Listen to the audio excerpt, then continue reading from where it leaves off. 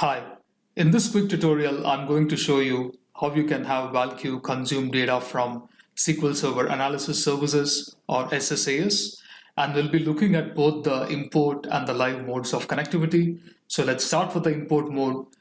Here I'm going to go to get data, and when the prompt comes up, select database and SQL Server Analysis Services, hit on connect, and I have to give the server URL here. And make sure you're selecting the right option for connecting and hit OK. And the next step is to provide the credentials and hit connect. And now it's showing me a pop-up with all the data sets that I have access to. I'm going to be using the sales performance data set. So let me expand it fully and then select the corresponding data set. And what you see is that it's going to show me a preview of all the fields in the ascending order. And I cannot import it directly into Power BI. I would like to go and edit the column types so that I can make sure that the right data types have been assigned to each column. So let me go and click on edit.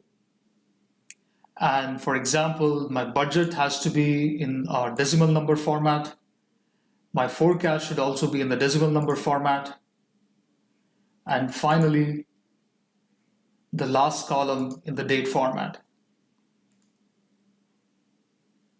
So once it's done, I can go and hit close and apply.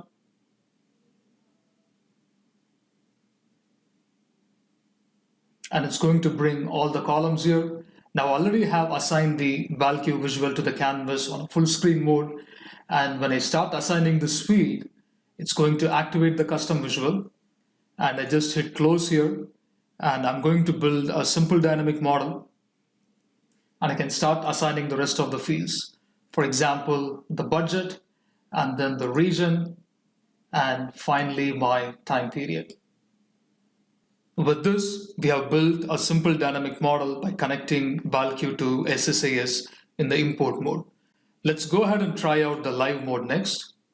The live mode is going to be pretty straightforward. I just have to select Connect Live here and then click OK. And it's directly going to show me this particular data set.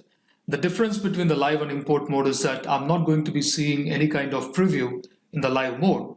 But once I get the data, it's going to be in a format where I can directly use it in my model. I don't have to go and assign or validate the column types.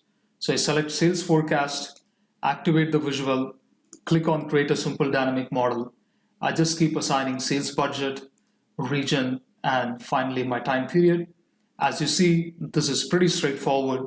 And in the second approach, we have seen how to connect ValQ live to SQL Server Analysis Services.